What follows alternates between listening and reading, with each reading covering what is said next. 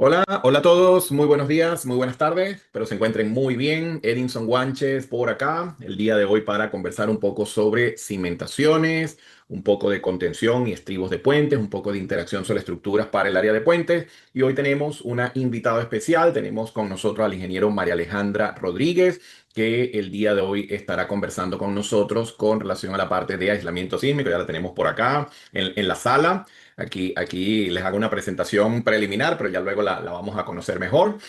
Marial es ingeniero de proyecto, especialista y consultor en aislamiento sísmico y disipación de energía, y tiene una maestría en ingeniería estructural sísmica y geotécnica por la Universidad de Chile, pero tiene muchísima experiencia en este tipo de proyectos de aislamiento, tanto en el área de edificaciones como en el área de puentes. Ella estará en la segunda parte de este seminario, conversando un poco sobre el tópico de aislamiento de puentes, que forma parte del contenido de nuestro diplomado en diseño y construcción de puentes que inicia ya pronto el 14 de abril. Entonces, bueno, tenemos una sesión bien fuerte, bien nutrida, como es típico por acá, donde vamos a hablar de muchas cosas. Vamos a hablar de cimentaciones, vamos a hablar de cimentaciones superficiales, profundas, de contenciones, algo de interacción sobre la estructura, lo que nos permite el tiempo, y luego le vamos a dar el paso a María Alejandra para que nos hable de aislamiento sísmico. Entonces, bueno, antes de continuar y presentar un poco el alcance de este programa de formación, si me indican por favor en el panel si se oye correctamente, si ven mi pantalla, por favor.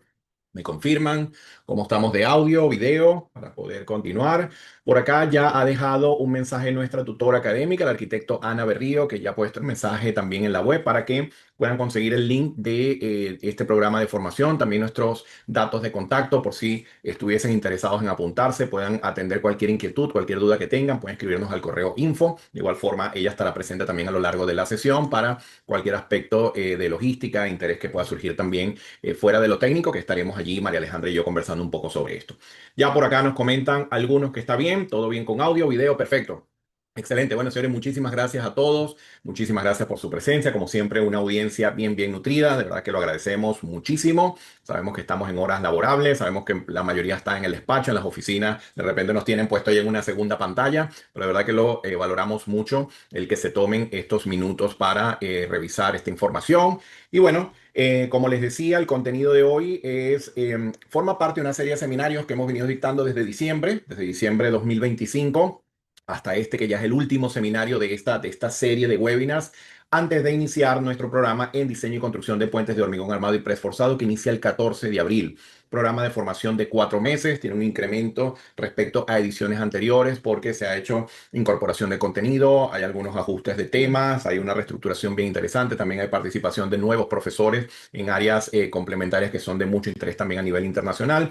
Y bueno, este programa ya iniciamos en nada, por lo que este seminario cierra lo que sería este conjunto de webinars en el que hemos dado información relacionada con diseño de puentes de hormigón armado, preesforzado, todo lo que es pretensado y postensado. También hemos hablado de toda la parte sísmica, los métodos de diseño basado en fuerza, métodos de diseño basado en desplazamiento, y el día de hoy que nos vamos un poco al soporte, ¿ok? A los soportes, tanto la propia cimentación e infraestructura como incluso el concepto o los tópicos de aislamiento sísmico para puentes según lo que establece la AASHTO LRFD, ¿ok? Entonces, bueno, como información preliminar, ya lo he dicho, iniciamos el 14 de abril, 4 meses de duración, totalmente online, programa de formación que tiene la particularidad en el que ustedes tienen que seguir obligatoriamente un contenido que está dentro de nuestra aula virtual, y tendremos sesiones en vivo todas las semanas durante 4 meses, de manera que es algo, hay que organizarse bien nuestras horas de estudio, nuestra dedicación, porque hay que estudiar material que está en el aula virtual y vamos a tener las sesiones en vivo.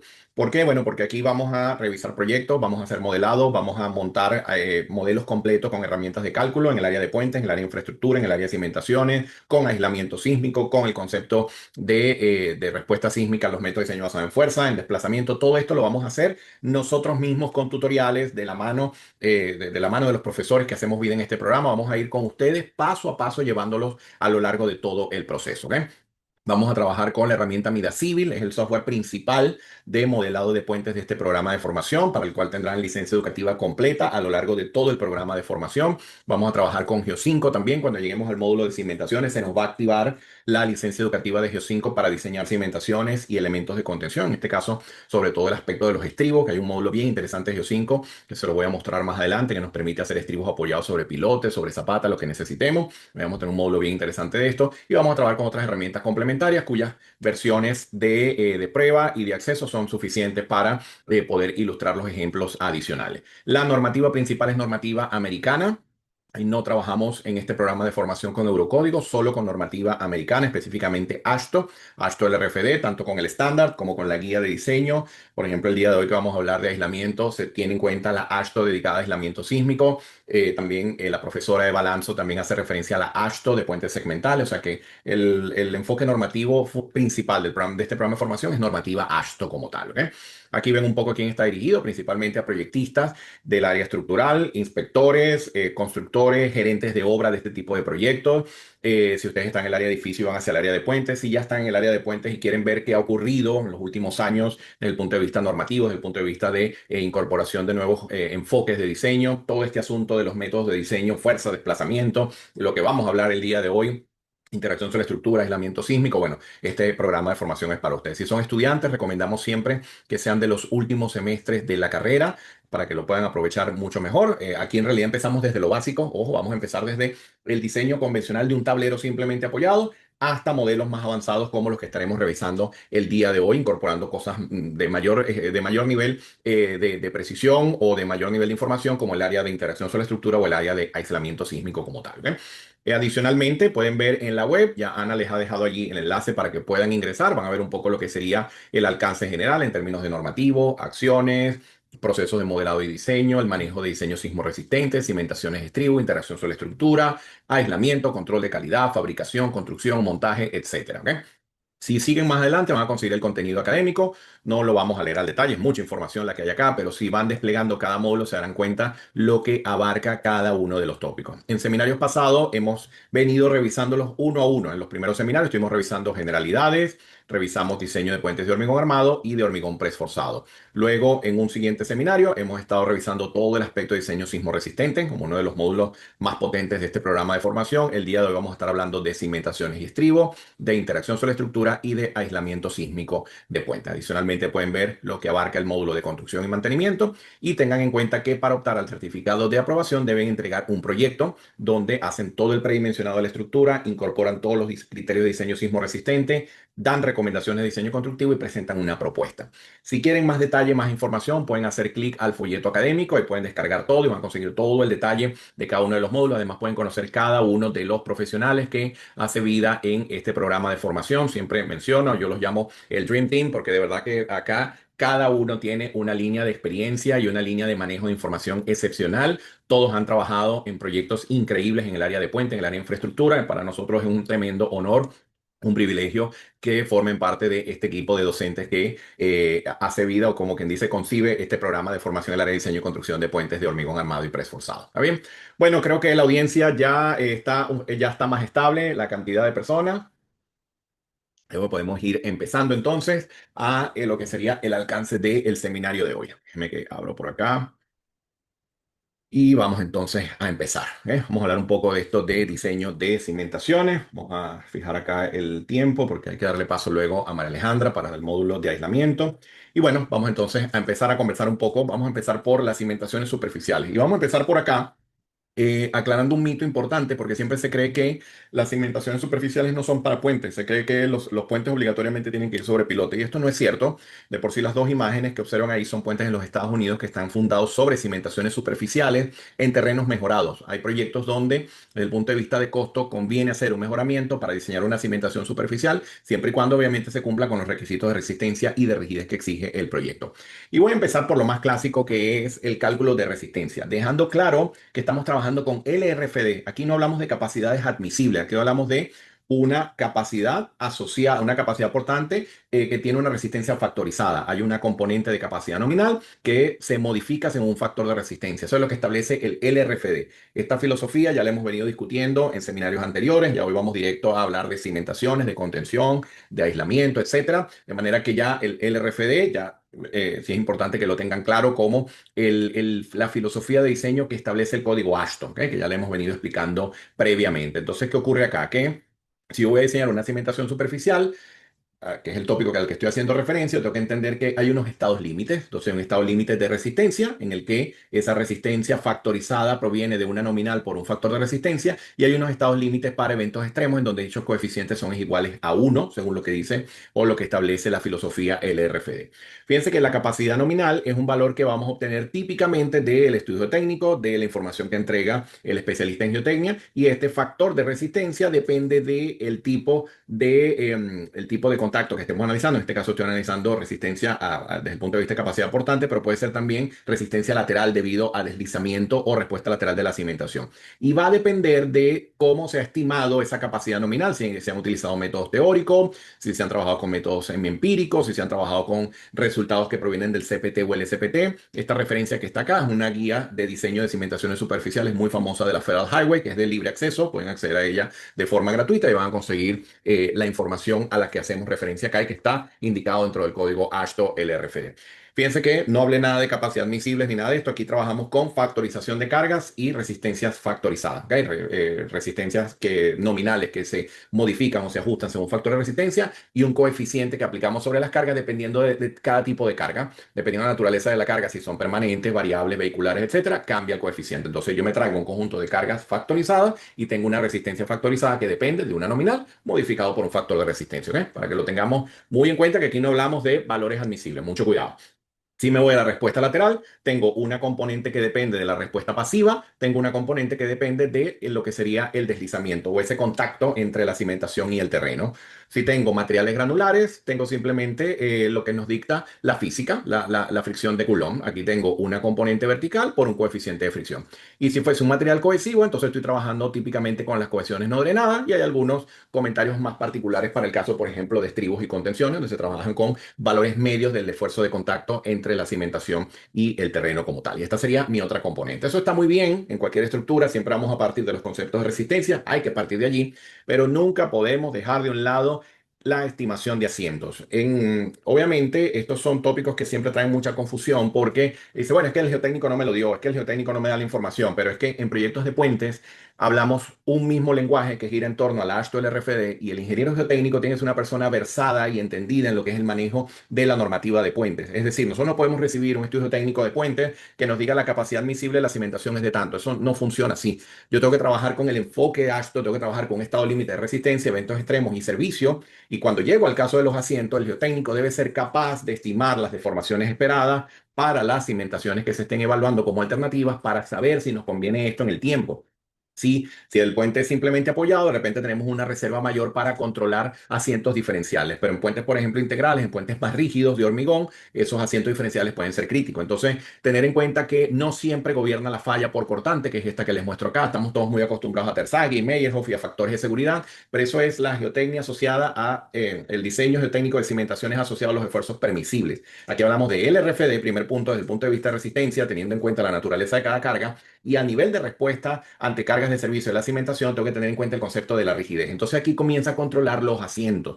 Y en el caso de puentes, esto va a tener una importancia grande porque ya a partir de ciertas dimensiones, fíjense que esto es publicado por la Federal Highway en el año 2002, ya a partir de 1.8 metros en adelante, ya comienza a controlar el diseño de los asentamientos. ¿Qué significa eso? Que el geotécnico evalúa la dimensión desde el punto de vista de resistencia, desde el punto de vista de rigidez, y se queda con la condición más desfavorable. Y se darán cuenta que en proyectos de este tipo, con condiciones geotécnicas complejas, va a gobernar en la gran mayoría de los casos, me atrevo a decir casi siempre, la condición de rigidez, es decir, el control de asentamientos como tal.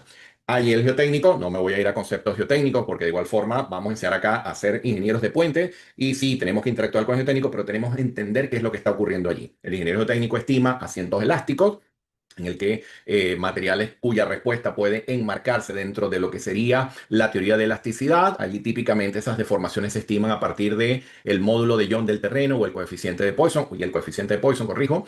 Teniendo estas dos variables de entrada, yo puedo hacer un estimado de asientos elásticos para materiales granulares, ciertos tipos de limo, ciertos tipos de arcillas, donde gobierna esta respuesta más de tipo elástico. La enmarcamos elástico, aunque el suelo siempre es un material elastoplástico, es como que partimos de ese enfoque, pero de igual forma las teorías ya utilizan ciertos coeficientes y ciertos parámetros que permiten tomar en cuenta un poco esa elastoplasticidad en la respuesta. Contrario a lo que ocurre ya en otros mecanismos de respuesta como son los asientos por consolidación, en donde yo tengo un material fino, el más común, el más convencional es arcilla, pero hay ciertos tipos de limos plásticos que también pueden sufrir este tipo de comportamiento, en donde para niveles importantes de saturación esto comienza a deformarse en el tiempo. Hay un proceso de disipación de lo que serían las presiones hidrostáticas y esto en el tiempo va originando una deformación vertical. Entonces esto se traduce en un asiento por consolidación. Sea cual sea el escenario, el geotécnico debe ser capaz de cuantificar estas deformaciones para poder evaluar la factibilidad de uso de una cimentación superficial o incluso, si esto también puede ser un problema, para ciertas cimentaciones profundas. Que ojo, las cimentaciones profundas también se asientan. Otro mito que hay por allí de que no se asientan, no se pueden asentar y bastante. ¿Ok? Hago referencia acá a un método que recomienda el código AASHTO, que está referenciado en las guías de diseño de la Federal Highway, que es el método de Hughes, que está interesante para ilustrar un poco lo que es el concepto de asiento. Fíjense, en esta ecuación yo tengo una altura original del terreno que se va a deformar, yo tengo un esfuerzo geostático inicial, en condición inicial, el punto de evaluación que estemos estudiando, y tengo un incremento de esfuerzo. Fíjense que está dividido igual entre el esfuerzo inicial. ¿Qué significa esta ecuación? Bueno, fíjense que esto está encerrado en logaritmo. Quiere decir que cuando yo divido esto entre esto, si yo divido esto entre esto y no tengo un incremento de esfuerzo, esto me va a dar 1, el logaritmo de 1 es 0 y esto se anula. Quiere decir que si yo no tengo incremento de esfuerzo, no aparecen los asientos. Conclusión, el enfoque que vemos acá, que lo vamos a conseguir en las teorías clásicas de consolidación, los materiales normalmente consolidados siguen este mismo modelo. Bueno, es un enfoque en el que se maneja que para una condición geostática natural inicial del terreno, cuando yo hago todo el movimiento de tierra y comienzo un proceso de aplicación de carga, estos incrementos de esfuerzo son los que se traducen en un asiento sobre la cimentación que tengo que cuantificar para ver si está dentro del orden permisible, si tengo que desarrollar algún tipo de mejoramiento o si tengo que pasar a otro tipo de sistema suelo-cimentación. Esta metodología es bien interesante y se ve muy poco en la práctica en los Estados Unidos y en Canadá se usa mucho, pero en muchas regiones de Latinoamérica de verdad que es muy raro verla, aunque se parece mucho a la expresión general de asientos por consolidación. Es una expresión que está referida, fíjense, mediante un coeficiente C, un índice de capacidad portante que depende del tipo de suelo. No se utiliza típicamente para un proceso de consolidación como tal, donde típicamente trabajamos con teoría de consolidación, pero fíjense que dependiendo del tipo de suelo determinamos este parámetro y podemos perfectamente hacer este estimado de incrementos de deformaciones con una ecuación que es bastante bien versátil, ¿no? Y es bien útil, bien práctica desde el punto de vista de proyectos. ¿Ok? Es el caso de cimentaciones superficiales. ¿Qué ocurre con la cimentación profunda? Bueno, que lo convencional es hacer el diseño del puente asumiendo inicialmente una condición de restricción completa, como la tenemos acá, calcular unas reacciones y con estas reacciones diseñar el pilote, es decir, llevarnos eso a la cabeza del pilote para poder hacer el análisis del pilote ante cargas verticales, sometidos a flexiones o a cargas laterales. Este es el enfoque tradicional. Que después yo puedo transformar esto en rigideces y hacer interacción sobre la estructura y desarrollar modelos más complejos. Sí, por supuesto que sí. Pero inicialmente este es el punto de partida. Y allí vamos a volver a caer en lo mismo. Estamos hablando de estados límites, no estoy hablando de capacidades admisibles, estoy hablando de unas capacidades dentro de los estados límites de resistencia, dentro de los estados límites para eventos extremos y un comportamiento ante condiciones de servicio. Cuando estoy en resistencia, tengo que controlar resistencia por fricción, resistencia en punta, en suelo y en roca, capacidades por compresión, al levantamiento. Estos pilotes en grupos de pilotes pueden tener condiciones de levantamiento, ya les voy a mostrar algo interesante. La propia resistencia estructural del pilote, todo lo que es el punzonado. Imagínense que tiene un estrato rígido y uno más blando y hay como una especie de punzonado que se puede dar allí. Esto hay que verlo obviamente con profundidades de sondeo adecuadas para poder identificar este tipo de comportamiento. Socavación, importantísimo, porque claro, los puentes en algunos casos pueden ir en topografías y geotecnias que no sean tan complejas, pero en una gran cantidad de casos van en sitios complicados y me refiero a presencia de ríos, en algunos casos mares, en algunos casos procesos de correntías naturales. Entonces, esa socavación hace que se pierda una parte del pilote y tiene que tomarse en cuenta en el cálculo. La socavación o el análisis de socavación no necesariamente la hace el ingeniero geotécnico. Esto lo puede hacer típicamente el ingeniero hidráulico, el ingeniero de aguas, como se le llama en algunos sitios, a menos que el geotécnico tenga su departamento de hidráulica, de mecánica de fluidos y de todo lo que es el manejo de escorrentías y todo esto, ¿no? Si no fuese el caso, hay otro profesional involucrado en el proyecto, que es este ingeniero hidráulico, que se encargaría de hacer este análisis. De hecho, la primera sesión de este programa de formación se llama Criterios para afrontar un proyecto de puentes. Y es una sesión que yo armo junto con el resto del equipo para que se entienda lo que se hace el primer día de la reunión de proyectos para hacer el puente. A mí me gusta mucho esa sesión porque es lo que deberíamos preguntar en esa reunión, deberían estar todos estos profesionales a los que hago referencia para hacer mucha tormenta de ideas y tomar decisiones. Entonces, a partir de allí hablamos de topografía, de hidráulica, del terreno, de procesos constructivos, de qué sistema me conviene más que otro. De verdad que es muy interesante porque ya luego sí, vamos a un proceso de diseño estructural, pero hay que tener una primera reunión para ponernos de acuerdo, ¿ok? Pero tampoco podemos empezar a diseñar cosas porque nos complazca. De repente tenemos un problema de agua, tenemos un problema de montaje, tenemos un problema de distribución, etcétera. ¿Ok? Entonces, bueno, cosas como la fricción negativa, que también son aspectos muy geotécnicos, y luego en la condición de servicio hay que ver cómo responden esos pilotes, cómo responden en términos de deformaciones verticales, las deformaciones laterales en el tope del pilote o los grupos de pilote, todo lo que es la respuesta en términos de asiento versus la capacidad o la carga aplicada sobre el pilote, los asientos debido a fricciones negativas, y al final un comportamiento en términos de desplazamiento. Entonces, tengo que controlar yo que mi puente sea capaz de soportar estas cosas. Entonces, desde la edición 2020 aparece una información un poco más estructurada para poder entender el efecto o para poder controlar desde el punto de vista de diseño el efecto de asientos diferenciales, por ejemplo, para puentes de vigas de acero, para puentes de hormigón preesforzado, ciertas condiciones ya particulares de puentes multivigas. Esto ya está incluido desde la 2020. Antes de eso teníamos como unos valores mágicos, por ejemplo, el L sobre 800 se usa mucho en la práctica para control de distorsiones angulares en puentes. En algunos casos más críticos puede ser L sobre 1000, por ejemplo, dependiendo de las condiciones. Y eran como unos valores de referencia. Pero hay algo ya un poco más claro, un poco más específico, porque esto es difícil de calibrar, porque aquí el problema es que el que sufre es la estructura, pero la estructura tiene diferentes rigidez. Puede ser de hormigón, puede ser de acero, puede ser combinación de materiales. Entonces, a partir de allí hay que tener esto muy bien identificado para poder saber realmente cuál es el efecto de tales distorsiones en la respuesta global de la superestructura. Cuando hablamos de pilote, puedo tener pilotes hincados que tienen una capacidad en punta, una capacidad a lo largo del fuste. Lo mismo, existen unas resistencias nominales que se modifican con unos coeficientes. Fíjense que aquí hablo del método estático porque en los procesos de Inca, las empresas que están especializadas en Inca de pilotes, ellos utilizan los métodos dinámicos para el control de Inca durante la ejecución. O sea, esa es la forma en la que típicamente se conciben y se controla su ejecución, empresas que tienen esto muy bien dominado. Pero cuando uno empieza el proceso de diseño, uno parte de una analogía estática. Entonces uno parte de expresiones como esta, donde tengo que hacer un estimado inicial de capacidad en punta y en fuste y luego aplicar los coeficientes necesarios. Cuando vamos a estudiar pilotes, lo primero que hacemos acá cuando hablamos de pilote es entender esta curva de respuesta, porque a partir de esta curva de respuesta que se entiende realmente cómo funciona un pilote. No se trata simplemente de llegar a un máximo valor de capacidad, que de repente nunca alcancemos, sino de entender cómo se van desarrollando las capacidades para diferentes niveles de deformación. Pero este siempre es el punto de partida, ¿no? Luego conseguimos lo mismo para los pilotes rotados, en el que tenemos igual una capacidad en punta, una capacidad en fuste y unos coeficientes de resistencia en punta y unos coeficientes de resistencia a lo largo del fuste. ¿De qué dependen esos coeficientes de resistencia? Bueno, ahí están las tablas, tanto para pilotes hincados como para pilotes excavados, dependiendo de los métodos de cálculo que se utilicen. Fíjense que esta es la misma norma AASHTO con la que diseñamos el puente, controla el diseño de la superestructura, de la infraestructura, de la zapata, de los pilotes, de los estribos, del material de relleno.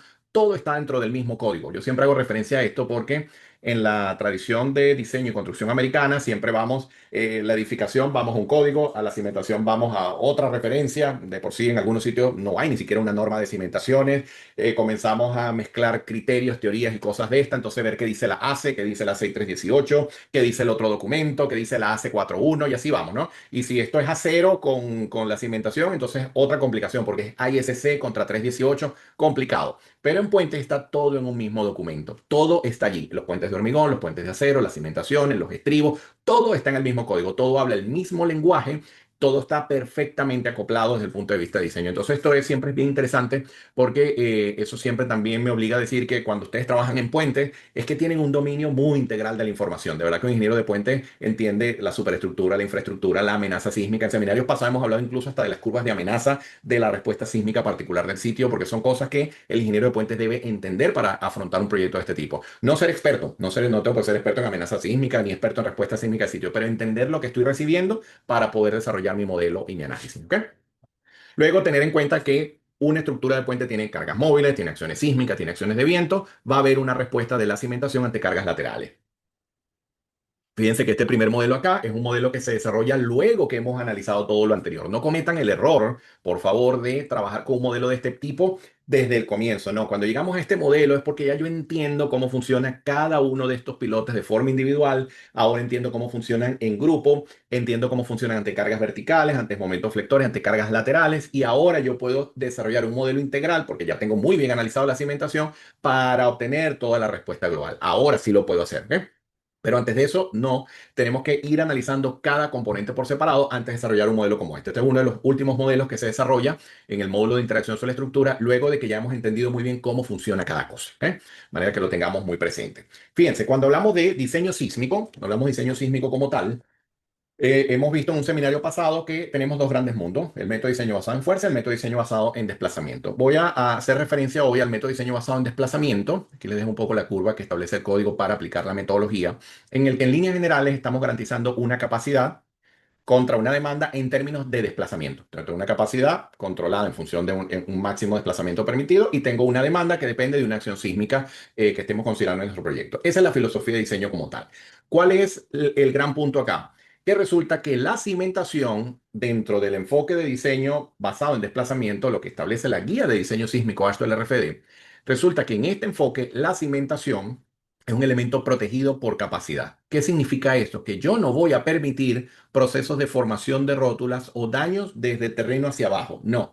Cualquier proceso de formación de rótula ocurre en zonas inspeccionables, debajo de las vigas cabezales o por encima de la cimentación. Eso también lo hemos venido conversando en seminarios anteriores. ¿Qué significa eso? Que mi cimentación tiene que tener una capacidad, tiene que tener una sobreresistencia tal que yo pueda garantizar de que este elemento no es el más débil. Al contrario, yo necesito que el elemento dúctil sea algo que yo pueda inspeccionar para saber si tengo que cerrar el puente o si puedo permitir la apertura dependiendo del tipo de daño que ocurra después del evento sísmico. Entonces surge la pregunta, ¿cómo hago un diseño por capacidad de cimentaciones? Bueno, tengo que entender cómo funciona la pila del puente, la columna, desde el punto de vista de mecanismo de respuesta plástica por encima de la cimentación. Es decir, hay un momento plástico que puedo estimar y hay un procedimiento para hacerlo directo, para poder llegar a ese valor de momento plástico. Luego, a partir de esa información, yo puedo saber cuánto es la sobreresistencia que yo voy a considerar desde el pilar hasta la cimentación. Tengamos en cuenta que la cimentación va a ser más resistente que la pila y arriba en la viga cabezal también va a ser más resistente que la pila. Entonces, yo tengo que efectuar primero ese análisis para identificar cuál es el punto que cede, cuál es el miembro dúctil, que en este caso típicamente es la pila del puente, y garantizar esa evaluación de sobreresistencia en los dos componentes que estoy protegiendo, la viga cabezal y la cimentación. Esas fuerzas de sobreresistencia que estimo, lo tengo que pasar al cimiento. Con eso, trabajo con diagrama de cuerpo libre, veo se distribuyen las cargas, compresiones, tracciones, etcétera. Garantizamos el equilibrio clásico de cualquier problema de mecánica estructural. Y luego tengo que diseñar la cimentación teniendo en cuenta de que ella sea capaz de soportar las fuerzas de sobreresistencia, tanto desde el punto de vista técnico como estructural. Esto es importantísimo porque esto es la filosofía del código, ojo, criticada por un grupo.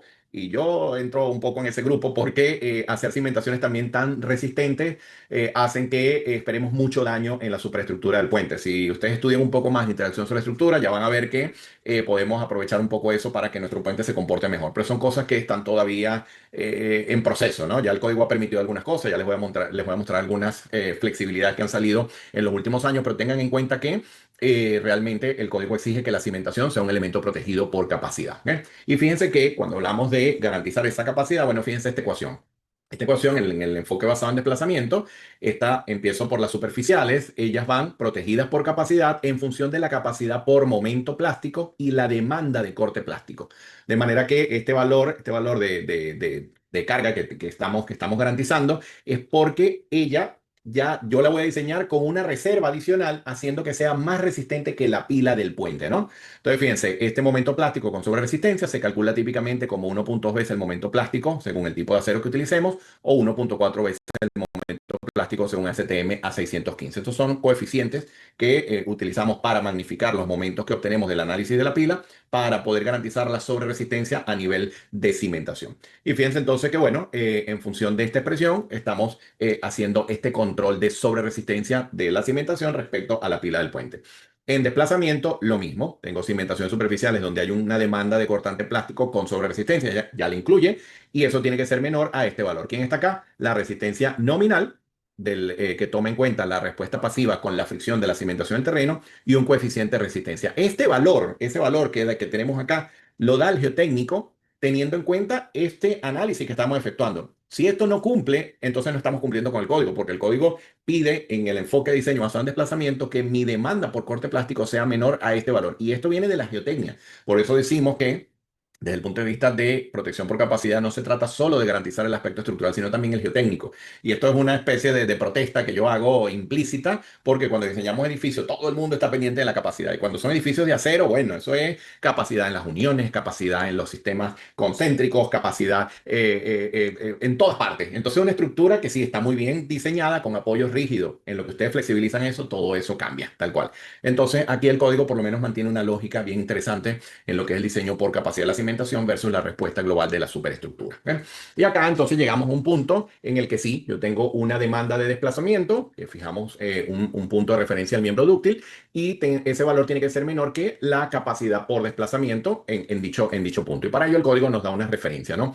El punto importante a destacar acá es que una cimentación con apoyo fijo, con apoyo empotrado, tiene un nivel de desplazamiento. Ah, pero si yo voy flexibilizando, por ejemplo, si ya tomo en cuenta la flexibilización del sistema suelo-cimentación, me di cuenta que aumentan estos niveles de desplazamientos como tal. ¿Eh? Entonces, ¿eso qué ocurre? Bueno, que si sigo adelante, cuando yo ahora comienzo a evaluar que una zapata, un grupo de pilotes ya me manifiesta una cierta flexibilidad, bueno, esos valores contribuyen a esos niveles de desplazamiento que se están generando acá.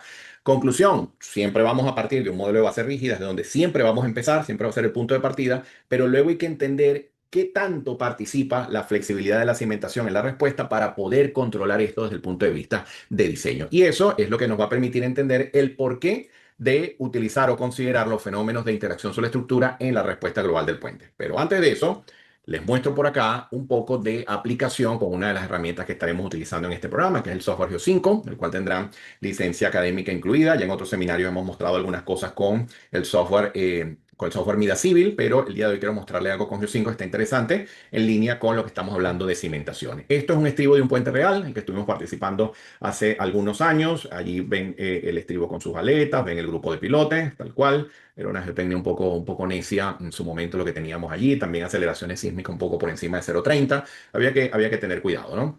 Todavía no era estas últimas ediciones del código, estábamos trabajando con 2014, pero ya mucho de lo que hemos revisado hoy acá ya se aplicaban en lo que era la filosofía del código. Aquí vemos un poco la geometría. Este módulo nos permite hacer el análisis del estribo, incorporar las cargas que vienen de la parte rígida del puente, los tableros, por ejemplo, pero también incorporar las cargas que vienen del terraplén, lo que sería la parte suave o blanda del puente. Modelar el estribo según lo que necesitemos desde el punto de vista geométrico, modelar también diferentes tipos de aletas. Aquí pues tengo realmente reflejado un proyecto real y esta fue la forma en la que se concibieron las aletas y cómo se estableció el modelo en ese proyecto que está construido. Por ser uno de los proyectos que revisamos con detalle dentro de este programa de formación. Está un poco la vista en planta, la geometría, ya los materiales. Y bueno, luego que tengo acá, bueno, las cargas. Fíjense, por ejemplo, las cargas. ¿Ven? Tengo unas cargas en condición de servicio, ahí aplicada. Vamos a hacer un zoom por acá. Tengo unas ciertas combinaciones de carga que ya me traigo del modelo que hemos desarrollado previamente en Mida Civil. Luego tengo también la información del material de relleno, el material de relleno que tenemos allí. Luego tengo la cimentación, tengo un grupo de pilotes, tengo dos hileras de pilotes con una longitud, con un espaciamiento, con un diámetro. Hay que ver primero que nos funcione y luego ya podemos hacer ajustes sobre esto. Bueno, las características del terreno, si hubiese agua también y revisaríamos eso acá. En este caso no estamos trabajando con agua. Un poco la resistencia al suelo es entender lo que ocurre acá. Aquí no estamos considerando el 100% de la presión pasiva, sino un porcentaje. Eso está justificado con los niveles de desplazamiento que tienen que desarrollarse para obtener un 100% de presión pasiva. Entonces, trabajamos con una parte de dicha componente. Las fuerzas aplicadas, desde el punto de vista de cargas variables, ya las que provienen del análisis. También acá en el terreno, acá, perdón, están unos valores de carga que vienen con el manejo de las alturas equivalentes para las cargas móviles. La ASHTO permite para el tema de contenciones, para el tema de materiales de relleno, trabajar con alturas equivalentes para fijar las componentes de cargas variables que reproducen el efecto de vehículos en las zonas blandas, diferente a lo que ocurre en el puente, que lo hacemos con las cargas nocionales, con el HL93 y todo esto. Pero en la parte de los rellenos, nosotros podemos hacer análisis más específicos si queremos. Podemos decir acá, y me puedo trabajar con cargas puntuales, concentradas, etcétera, si quiero analizar algún efecto de camión, vehículo o algo de esto. Pero aquí lo estamos haciendo con el concepto de la carga equivalente. Yo personalmente me parece que funciona muy bien y además siempre aplico un poco más, ¿no? O sea, soy un poco más conservador con el valor que obtenemos allí. Luego también podemos aplicar la acción sísmica. En este caso está por el método de los coeficientes. Ahora lo voy a desactivar para mostrarles lo que les quiero ilustrar. Y fíjense, en este caso estoy analizando el estado límite de resistencia de este estribo. Algo que no les mostré acá en la configuración es que tengo, bueno, obviamente tengo activado todo el código ASHTO, todo el LRFD, de manera que es 5. Yo digo, mira, voy a trabajar con el LRFD, voy a trabajar con presiones funciones activas y pasivas de Coulomb, la parte sísmica como mononovio cabe, y automáticamente el software ya me incorpora los coeficientes para el estado límite de resistencia, servicio y evento extremo, hablando el mismo lenguaje que habla el código ASHTO. La herramienta de Geo5 originalmente es un software para diseño geotécnico, es como fue concebido, no es un software de diseño estructural como otros software que son solo para estructura. Este software es para diseño geotécnico, pero hay algunos módulos como este que incorpora ciertos componentes de diseño estructural que son bien interesantes porque yo, por ejemplo, personalmente, un estribo de puentes yo parto de acá de Geo5. Obviamente hay que tener unas nociones, unas bases en geotecnia, esas son las razones por las que también este módulo de cimentaciones yo no empiezo hablando directo sobre diseño estructural, sino que no, mira, hay un comportamiento geotécnico, el reporte debe traer esta información, entender esto, porque esto nos permite ya luego hacer un modelo de este tipo y a partir de allí pasar a un proceso de diseño estructural como tal, ¿ok? Pero entender primero lo que es la respuesta geotécnica. Entonces, esto que está acá es un análisis de fuerza. Si yo tuviese acá una zapata, uno de los modelos que se analiza en este programa es el mismo estribo sobre zapata, hacemos todo el cálculo, lo discutimos, después lo llevamos a pilote, que es como el que está acá. Si fuese zapata, esta tabla es muy importante porque yo necesito garantizar el equilibrio acá en una segmentación superficial. Como es pilote, hay una restricción automática, hay un par de fuerza resistente allí que está dado por el par de filas de pilote, por lo que aquí está activado como que, mira, no se calcula, te doy todas las componentes de fuerza, pero realmente todo lo están haciendo los pilotes. Y para ello, entonces hay que moverse al siguiente punto. Acá yo sí puedo activar el programa de grupos de pilotes. Todo esto está enlazado en diferentes módulos. Van a tener acceso a todos los módulos del software cuando se apunten al programa. Y bueno, fíjense, aquí también tengo la estructura, tengo la configuración de mis grupos de pilotes, tengo los materiales, los suelos, toda la información que él se ha traído del estribo automáticamente. De hecho, él ya ha descompuesto las cargas porque ese estribo tiene momentos flectores, hay pares de fuerzas, hay cargas laterales y él hace toda la descomposición para poder ahora revisar los pilotes. Estoy estimando los resortes verticales a partir de las componentes de servicio. Esto es un modelo, incluso tengo activado el método Spring, que sería un análisis en elemento finito. Él hace acá una discretización del pilote en 10 partes y según la discretización hay una componente de respuesta vertical por resorte y una componente lateral, para lo cual puedo variar también el tipo de condición que quiero. Si quiero estimar yo las rigideces, si quiero que se apoye en roca, si quiero que penetre en la roca, ya eso depende de lo que tengamos en la geotecnia del sitio. Y tengo ya el análisis. Entonces, fíjense aquí en el análisis, vamos a ver el grupo donde vamos a apagar. Vamos a verlos por separado, es mucho mejor y les muestro, vamos a verlo así, les muestro primero el desplazamiento. Fíjense, este es un valor importantísimo, el desplazamiento lateral, por eso lo vamos a controlar con nuestra superestructura, saber si estos 16 milímetros que tengo acá funcionan. Ojo que en este caso estoy viéndolo para una condición de carga, en este caso es la de resistencia, tengo que ver luego la de evento extremo, o sea, tengo que calibrar esto dependiendo del estado límite en el que me encuentre. Luego podemos ver las fuerzas normales. Fíjense que en las fuerzas normales tengo acá unos menos 600 kilonewton contra menos 300. ¿Qué está pasando acá? Bueno, que tengo un momento flector. Entonces, aquí tengo compresiones y aquí tengo tracciones. Entonces, claro, en este caso no pasa nada en términos de levantamiento porque todo está en compresión. Pero hay casos donde este momento flector puede ser muy alto y resulta que estos pilotes comienzan a trabajar a tracción y hay que evaluar la condición de levantamiento. Y con la verificación de capacidad portante podemos ver si ese pilote está bien desde el punto de vista no solo de compresión, sino también desde el punto de vista de levantamiento como tal. ¿Eh? Esto también lo podemos ver acá. Luego, los momentos flectores. Bueno, aquí vemos los diagramas de momento para poder instalar todo lo que es el acero de refuerzo longitudinal. Y ya luego puedo ver más información del diseño, ¿no? Por ejemplo, el tema de los resortes. En este caso lo estoy haciendo con un material arenoso, con un método de MATLAB y RIS. Pero bueno, ya esto va a depender de las condiciones de carga que estemos analizando.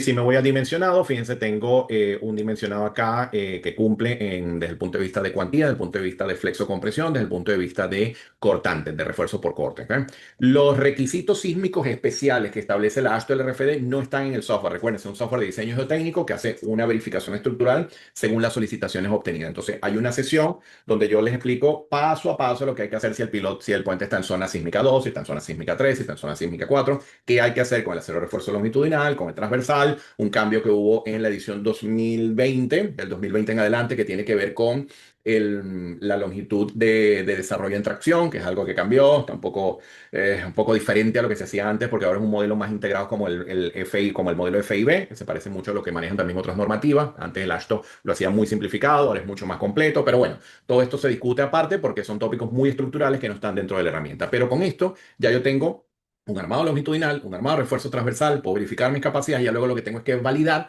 los requerimientos sísmicos, si tengo que confinar el acero debajo del cabezal, si tengo que hacer algunos ajustes y listo. ¿Ok? Si me vengo acá a capacidad portante y pido por acá, él me muestra las capacidades portantes. Si hubiese algún problema de tracción, él me lo va a mostrar acá. En este caso ya hemos visto que no, hay una con más compresión que otra, pero no hay tracción. Pero si hubiese tracción, él me dice, mira, aquí hay tracción y me verifica contra la capacidad en tracción. Salimos y guardamos. y salimos y guardamos y fíjense que ya he verificado la cimentación. Luego, aquí hay un componente de diseño estructural, como les digo, no es una herramienta de diseño estructural, pero me da la información que necesito para los puntos principales. Los puntos de junta, los muros de cierre arriba en el tope, llaman el espolón en algunos sitios, lo que serían las alas del muro también, en los laterales. De manera que, bueno, ya a partir de acá garantizo una cantidad de cero mínimo y puedo incluso revisar la interacción de este componente con el talud. Aquí tengo un talud artificial que de igual forma tengo que analizarlo a nivel de estabilidad y aquí me dice, fíjense que no hay factor de seguridad, estoy hablando del RFD, entonces me habla de los porcentajes de rendimiento según las diferentes teorías de análisis de estabilidad de taludes. ¿Por qué se logra esto? Bueno, porque estos pilotes están trancando la superficie de falla, ellos hacen el efecto de algo que se conoce como pilote antideslizante. Entonces ellos mejoran la resistencia al deslizamiento de ese talud artificial por simplemente ellos estar pasando por esa línea potencial de falla y a partir de ahí se obtienen estos valores de referencia que tenemos por acá. ¿Eh? Bueno, entonces, que eso es un punto bien interesante, porque esto es uno de los modelos que se analiza con mucho detalle, partiendo primero de superficiales y pasando luego a profundas. Entonces, bueno, teniendo eso en cuenta y habiendo efectuado ya todo el análisis de mi cimentación, entonces surge la pregunta, bueno, ¿por qué considerar fenómenos de interacción sobre la estructura? ¿Por qué se hace esto? Bueno, primero que nada, revisando un poco de historia, no me voy a ir al máximo detalle de esta tabla, pero estoy destacando acá resaltado un problema muy típico desde los años 60 en adelante en estructuras de puente que sufrieron daños en terremoto. Y fíjense lo constante que es pérdida de apoyos, pérdida de apoyos, pérdida de apoyos, pérdida de apoyos, respuesta no dúctil en columnas, ¿ok? Fíjense lo de los conceptos que veíamos hace un momento, la ductilidad, pérdida de apoyos y así sucesivamente.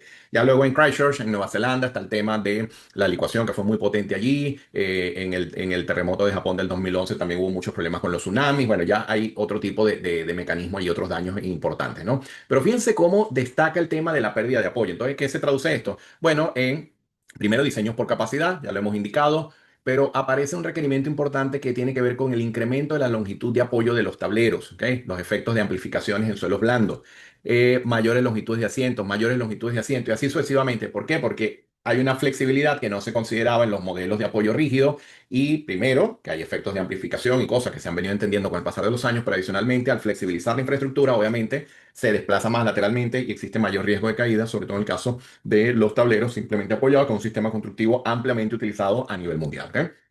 ¿Qué quiere decir eso? Que este tipo de apoyos ya no está permitido, porque realmente al hacer un análisis de respuesta de estos apoyos, de estos sistemas intermedios, se dan cuenta que los requerimientos de longitud de apoyo pueden ser dos, tres veces más de lo que se manejaba en los años 50, en los años 60. ¿Ok?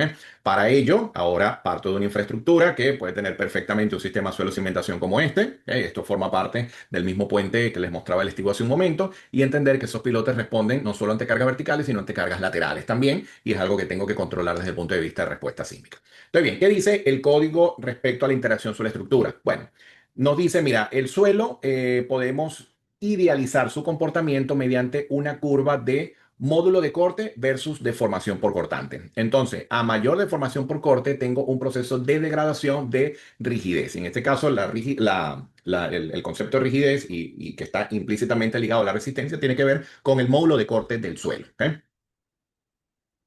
Cuando tengo deformaciones muy, muy pequeñas, hablo de módulos de cortante máximos, valores máximos que están asociados a deformaciones muy pequeñas, pero que van cambiando, van reduciéndose con el incremento de la deformación por corte. A partir de allí, yo tengo que entender cuáles son mis niveles de deformación esperada para poder cuantificar ese valor de G que luego voy a utilizar en las ecuaciones de cálculo de resortes para hacer interacción sobre la estructura o para evidenciar la flexibilidad de la cimentación. La interacción sobre la estructura, mucho más complejo, abarca componentes cinemáticos, componentes inerciales, pero hablando específicamente del aspecto inercial.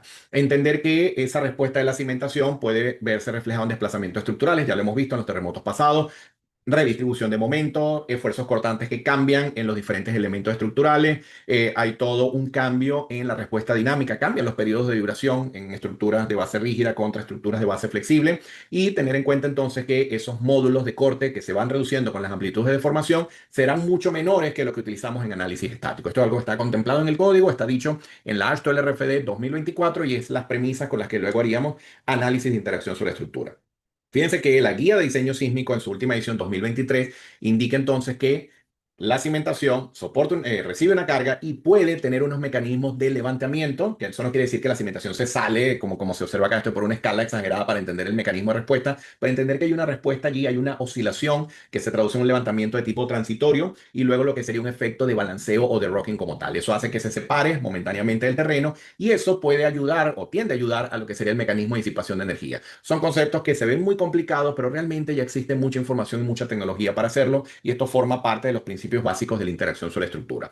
A partir de allí, obviamente, hay que controlar de que las concentraciones de tensiones en la cimentación por debajo estén en los valores aceptables, que los niveles de levantamiento también estén dentro de los límites aceptables y sí tener en cuenta que esta condición de diseño, al yo saber de que esto puede ocurrir, hay una mayor flexibilidad y tengo que tener esto en cuenta en el diseño de mi superestructura. De manera de que, además que el terreno sea competente, que me permita este mecanismo de respuesta, pero fíjense que la guía de diseño ya lo incorporó en el año 2003, ya permitió análisis de cimentaciones con efecto de balanceo, efecto rocking para reducir un poco este mecanismo de respuesta. Esas son alternativas, sobre todo también funciona muy bien para evaluar puentes existentes. Si yo tengo un puente nuevo donde estas cosas pueden ser muy complicadas, la solución más idónea es aislamiento, que ya lo vamos a ver en un momento, pero esto sobre todo son cosas que se utilizan mucho en evaluaciones de estructuras existentes. Fíjense que destaco acá un paper. Y le dejo la referencia a los autores. Probablemente muchos de ustedes conocen al tercer autor, el profesor Gaceta. El profesor Anastasopoulos también es muy, muy conocido. Y bueno, estos tres autores, junto con, bueno, el autor principal realmente es Sakellariadis, probablemente lo estoy pronunciando mal.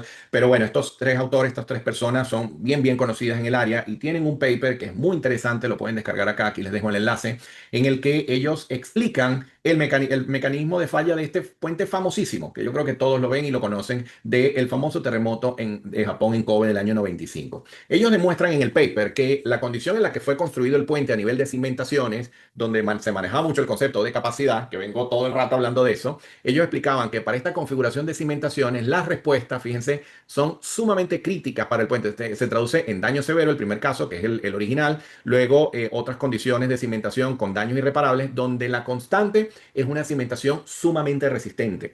Mientras que con cimentaciones que se permita una cierta cedencia del terreno, una cierta condición de levantamiento, baja notablemente la demanda sísmica sobre las superestructuras, los daños son reparables y el puente se mantiene en uso. Muy diferente a lo que ocurrió en este escenario que tenemos acá. Un dato interesante del paper, si lo leen o si no lo leen, ya se los doy, es que este puente, que como les digo, súper famoso, sí, este puente se volvió a construir y también es un suceso de la ingeniería porque se hizo en tiempo récord, sobre el mismo sistema suelo cimentación que tenía antes. Es decir, trabajaron con la misma cimentación. Imagínense la sobreresistencia que tenía esta cimentación. Y esto fue lo que es uno de los componentes, no fue la razón principal, pero fue uno de los componentes para que la demanda sísmica fuese tan elevada sobre la superestructura. Entonces, por eso ellos dicen, mira, vamos a aprovechar la capacidad de disipación de energía de la cimentación para que podamos garantizar estructuras más seguras y obviamente tener claro el lineamiento de diseño. Y por eso, ya también en el año 2023, fíjense que sale este primer análisis de cimentación en condición de rocking que nos da la guía de diseño sísmico de la AASHTO. ¿Bien? Entonces, bueno, rápidamente, para que podamos ir al módulo de aislamiento, simplemente les muestro en el área de interacción, vamos a ver cosas como, por ejemplo, el considerar la respuesta global de la cimentación, compresión más tracción, como se observa acá. Estas líneas de color rojo me modelan las rigideces de tipo elástica, las zonas iniciales de la respuesta. Esa respuesta en compresión está según modelos calibrados ya por autores. En este caso hago referencia a esta autora, Richard Hull, en el año 2008, cuya respuesta la calibró a partir de ensayos experimentales. La respuesta en tracción que se utiliza acá es según las investigaciones de Kulhawi. Y luego nosotros hemos hecho una investigación en el año 2024 en el que hemos incorporado todas las propiedades del terreno, el desplante, las características del material de relleno, el método constructivo, para desarrollar una única curva que modela la respuesta global de la cimentación ante el mecanismo de respuesta típico de carga sísmica, ¿no? Para ello hay que distribuir todos estos resortes por debajo de la cimentación, hacer unos incrementos de rigidez en los laterales para poder reproducir la rigidez rotacional y a partir de allí yo puedo hacer los análisis que se requieran. Fíjense, en este caso tengo uno de los puentes que estaremos utilizando en el diplomado. Este puente está dimensionado y diseñado según la AASHTO LRF 2024 y está verificado y controlado a nivel de desplazamiento según la guía de diseño sísmico. Es decir, este es un puente nuevo. Por lo general, cuando hacemos análisis en puentes nuevos, la interacción sobre la estructura pasa a un segundo plano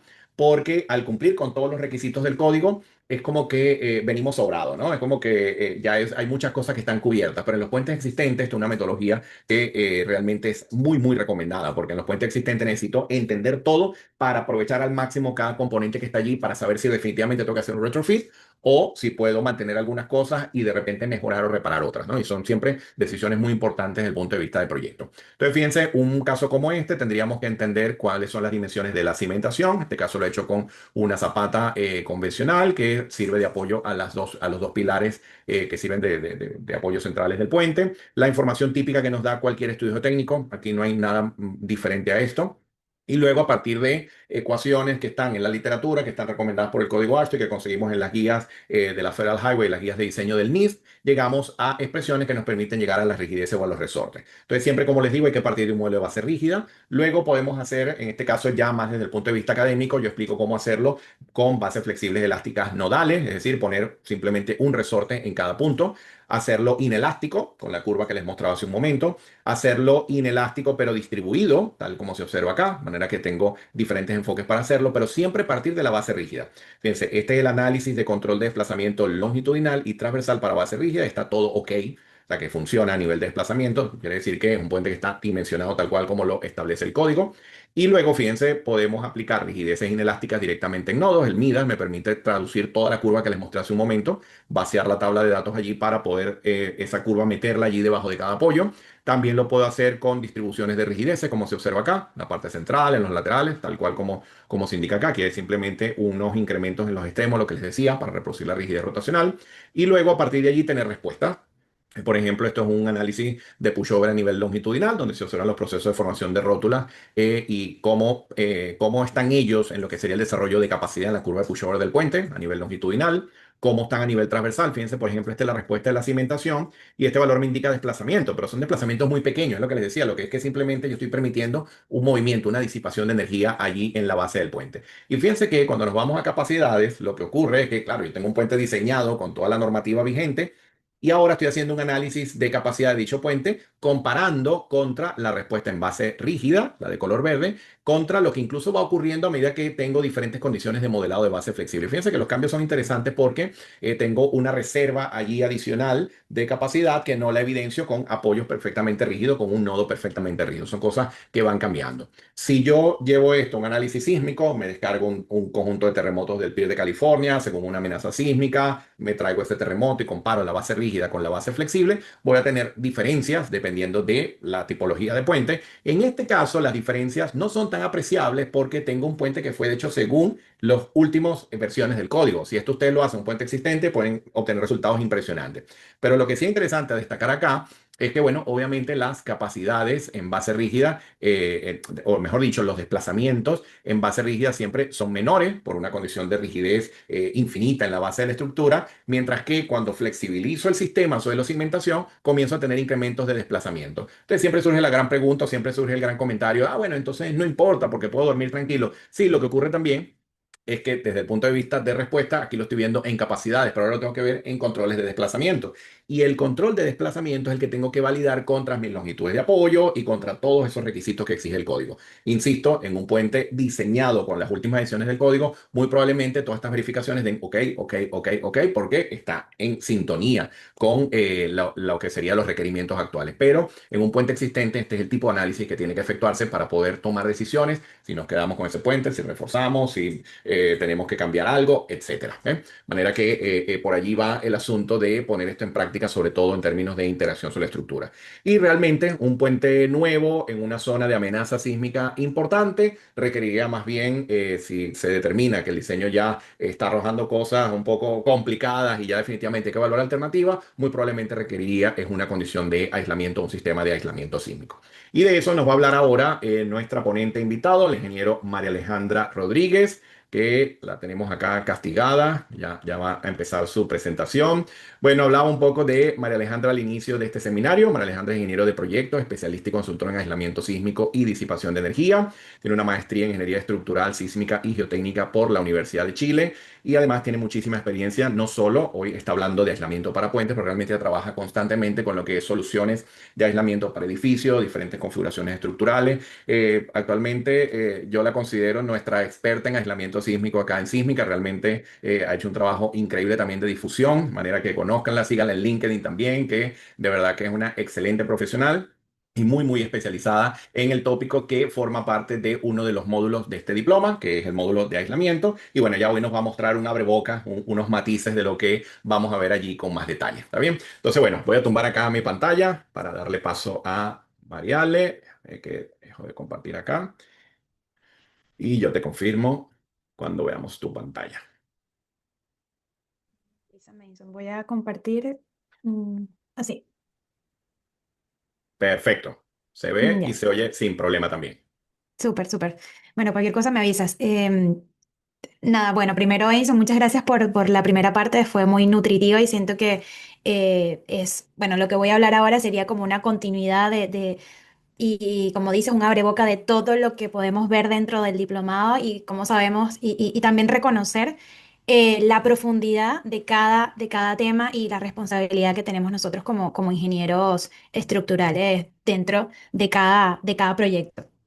Así que nada, un placer estar el día de hoy acá. Como tú mismo dijiste, voy a hacerles como un abreboca de lo que vemos dentro del módulo de aislamiento sísmico de puentes en el diplomado.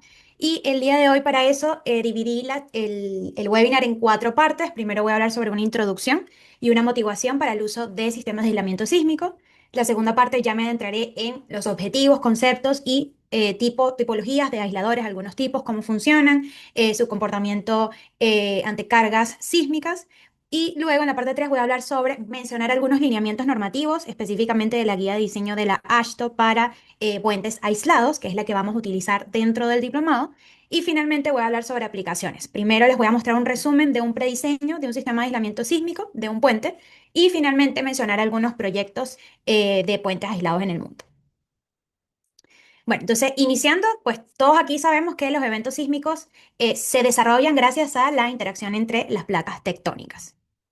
En el mapa que les muestro a continuación están en puntos grises las ubicaciones de eventos sísmicos con magnitudes mayores a 7.5. Este mapa lo saqué de la USGS para el periodo del 2000 al 2024. De todos estos eventos sísmicos, el día de hoy voy a hablar sobre dos eventos en Latinoamérica. Uno, el evento de Muisne de Ecuador del 2016 y el otro, el de Chile del 2010. Empezando con el evento de Ecuador de Muisne, que es 1.8, y para este evento se registraron más de 600 fallecidos. Disculpen que estaba buscando el cursor. En el caso de las vialidades, 31 vías resultaron con daños en las provincias afectadas, que son las de Manabí y Esmeralda, que representan un 49.8% de las vías. 7 puentes resultaron con daños considerables que requirieron obras de rehabilitación debido a la magnitud del evento y los costos estimados de reconstrucción de infraestructura para el país se estimó en 3.3 billones de dólares, ¿ok? Para el evento, en las imágenes que les muestro a continuación tenemos pues un colapso de una edificación en el centro de Puerto Viejo. Y en las imágenes que les muestro a la derecha son fallas evidenciadas debido al evento sísmico en dos puentes. En el puente La Margarita se evidenció un desplazamiento excesivo transversal entre dos tramos del puente. ¿Ok? Como pueden ver, esto es la distancia que se desplazó debido al evento sísmico, el puente. Y en el caso del puente Cativo, que es el que la imagen inferior que está proyectado con vigas longitudinales de acero, lo que sucedió es que las vigas longitudinales extremas, ellas perdieron su apoyo por estos mismos desplazamientos debido al evento sísmico, donde ellos estaban anclados en lo que se colocan un círculo rojo y terminaron pues fuera de su apoyo. Esto implicó, entre otras cosas, que hubo la falla por pambeo de todo el sistema de arriostre entre las vigas longitudinales del tramo. Pasando al evento del Maule del 2010 en Chile, este evento tuvo una magnitud de 8.8. Para esto se registraron más de 500 víctimas fatales y en lo que respecta a las vialidades y los puentes, que es lo que nos estamos enfocando el día de hoy, se registraron 211 puentes con daños, en los cuales 20 de esos puentes tuvieron tramos colapsados debido a los movimientos excesivos o a y a la falla de soporte, por falta de soporte de los puentes, que ya voy a mostrar algunos ejemplos. En este caso, las pérdidas económicas se estimaron en 29.6 billones de dólares. ¿Ok? En las imágenes que les muestro, en la parte superior pueden ver dos imágenes tomadas del estudio del profesor Sarracín del 2012, en el que se muestran el colapso de los tramos, en el caso izquierdo del paso de Vespucio Norte, pueden ver aquí cómo hubo el colapso total de los tramos que se ven a continuación por falta de o por el movimiento excesivo debido al sismo. Y en la parte derecha vemos el paso superior cercano a Rancagua, en el cual se evidencia fallas en lo que son las vigas longitudinales que terminaron topando o generando un choque con lo que son los topes sísmicos, y esto simplemente es por lo que vimos también para el evento de Ecuador por desplazamientos excesivos en la dirección transversal. También en la parte inferior, pues otro colapso, en el caso de este es el puente Yoyeo en Concepción, donde simplemente el tramo perdió su soporte y colapsó. Sin embargo, hubo cuatro puentes en Chile, como es el viaducto Marga Marga, el viaducto Cartagena, el Bosque Radial Nororiente y Américo Vespucio, que eran puentes, que son actualmente puentes con aislamiento sísmico, que evidenciaron un buen comportamiento durante y después del evento sísmico, gracias a su sistema de protección sísmica, en este caso un sistema de aisladores. Y con esto, pues, le doy el paso a la motivación del uso de sistemas de protección sísmica o sistemas de aislamiento sísmico como un sistema de protección sísmica de nuestros puentes. Y voy a iniciar hablando de los objetivos generales. Entonces, el sistema de aislamiento tiene como primer objetivo proteger la operación de nuestro puente durante e inmediatamente después del evento sísmico. Sabemos que nuestros puentes son estructuras críticas que en momentos de fatalidades o en eventos como lo son un evento sísmico, debemos nosotros, deben permanecer operativos para el posible paso de las personas entre comunidades, y no solo de personas, sino de insumos esenciales durante eventos importantes, ¿ok? Otro objetivo que tenemos es resguardar pues, la vida y mejorar el confort de los usuarios que pasan por los puentes, proteger adicionalmente sus componentes estructurales y sus componentes no estructurales. Y esto aquí varía dependiendo del puente, pero usualmente tenemos instalaciones eléctricas y de drenajes. En algunos casos tenemos transporte de fluidos arriba de los puentes, como son los oleoductos, gasoductos, entre otros. Y finalmente, pues las barandillas y parapetos que estén dentro o arriba de nuestros tableros. Muy bien, entonces, conocido lo que es el objetivo del sistema de aislamiento sísmico, pues voy a pasar a los conceptos, ¿ok? Y esto se los voy a explicar a través de una comparación, y vamos donde tengo a la izquierda la vista o un esquema de un puente convencional sin sistema de protección sísmica, y a la derecha el mismo puente, pero en este caso con un sistema de aislamiento entre la subestructura y el tablero, ¿ok? Para los conceptos voy a hablar sobre dos parámetros. Voy a hablar sobre desplazamientos relativos y voy a hablar sobre aceleraciones.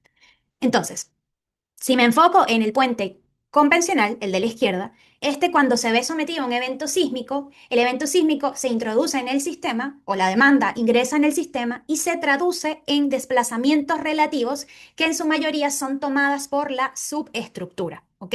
Por lo tanto, la subestructura tiene que tener la capacidad de incursionar inelásticamente y tomar estos desplazamientos relativos. Y si recordamos que desplazamiento relativo o deformación implica o está relacionado con daño, entonces yo como diseñador sé que voy a esperar cierto nivel de daño en mi subestructura, ¿ok? Ahora, con respecto a las aceleraciones, lo que se ha evidenciado es una amplificación de las aceleraciones en altura, por lo tanto, las aceleraciones que están sobre tablero son mayores que las aceleraciones que están en suelo, ¿ok? Y esto que implica que los usuarios van a sentir mayores vibraciones arriba del puente, y también con lo que respecta a las fuerzas, si recordamos que fuerza es igual a masa por aceleración, a mayor aceleración yo voy a tener mayor fuerza o mayor esfuerzo sísmico para diseñar todo mi puente. Muy bien, si en cambio nos vamos al mismo puente pero aislado entre la subestructura y su tablero, lo que tenemos es que cuando se ve sometido ante un evento sísmico, los desplazamientos relativos que antes tomaba mi subestructura, ahora en su mayoría la va a tomar mi sistema de aislamiento. Y esto es porque el sistema de aislamiento va a ser, o lo vamos a diseñar para que sea mucho más flexible o menos rígido que mi subestructura. Por lo tanto, esa incursión inelástica y esos desplazamientos lo va a tomar en su mayoría mis aisladores, ¿ok? Y esto lo que va a permitir es que mi subestructura ahora se va a ver sometida a menores deformaciones, por lo tanto yo voy a esperar menos daño, por no decir cero daño, ¿ok? Un momento, voy a quitar la cámara porque creo que tengo un poquito bajo el internet, disculpen. Ok. Perfecto. Entonces, como dije, voy a retomar un poco, disculpen, voy a esperar entonces menos desplazamientos relativos a mi subestructura porque los desplazamientos los va a tomar en su mayoría mi sistema de aislamiento al ser mucho más flexible que mi subestructura. Por lo tanto, voy a esperar menos daño, por no decir cero daño, en mi subestructura. ¿Ok? Eso es importante. Además, lo que se ha evidenciado es que cuando tenemos puentes aislados, existe el sistema de aislamiento actúa como una especie de filtro, por lo tanto, las aceleraciones se ven reducidas sobre tablero. Por lo tanto, mis usuarios van a sentir menos vibraciones respecto a lo que sentiría para el puente convencional y además, hablando de esfuerzos, mi puente va a verse sometido a menores esfuerzos sísmicos al momento de yo diseñarlo. Ahora bien, si yo un momento. Ok, si yo traduzco estos dos puentes en sistemas, cada uno en un sistema de un grado de libertad, podemos decir que el periodo del puente convencional depende de su peso y de la rigidez. Y esta rigidez va a ser la rigidez de la subestructura. En cambio, para mi puente aislado, su periodo va a depender también del peso, pero en este caso, esta rigidez es la rigidez de mi sistema de aislamiento. Y como habíamos dicho, la rigidez del sistema de aislamiento es mucho menor que la rigidez de mi subestructura, por lo tanto, el periodo de mi puente aislado va a ser o va a tender a ser entre 2 a 3 veces el periodo de mi puente convencional. ¿Y esto cómo se traduce en nuestros espectros de aceleraciones y de desplazamiento, que es lo que nosotros usamos como diseñadores en el día a día? Bueno, lo que va a suceder es que nosotros, si tenemos un puente convencional, vamos a estar usualmente en el rango de, de mayores aceleraciones, ¿ok? Porque imagínense un puente que estoy a menos de un segundo de periodo, pues estoy en el rango de mayores aceleraciones en mi espectro. Si ese mismo puente yo lo aíslo entre su subestructura y el tablero, lo que sucede es que suceden dos cosas. Uno es que flexibilizo el sistema debido a que tengo menores rigideces, ¿ok? Mi sistema de aislamiento es más flexible. Por lo tanto, voy a pasar del rango de mayores aceleraciones a buscar entrar en la cola del espectro, ¿ok? Que quiere decir que voy a ver un cambio o una reducción considerable de las aceleraciones debido a esa flexibilidad en el sistema. Y no solo eso, el segundo punto es que el sistema de aislamiento incorpora amortiguamiento en el sistema debido a su comportamiento.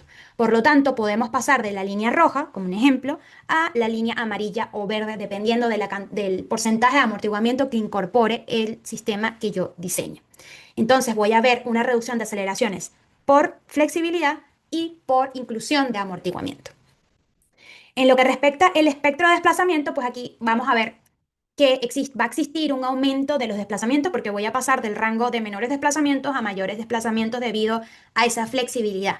Sin embargo, voy a tener una reducción por amortiguamiento, igual que las aceleraciones, y este desplazamiento, este aumento de desplazamiento o este nuevo desplazamiento espectral lo va a tomar nuestro sistema de aislamiento. O sea, nosotros vamos a diseñar el sistema de aislamiento para que tome ese desplazamiento, como había mencionado en la lámina anterior. El sistema de aislamiento es el que va a tomar en su mayoría el desplazamiento y los vamos a diseñar para eso.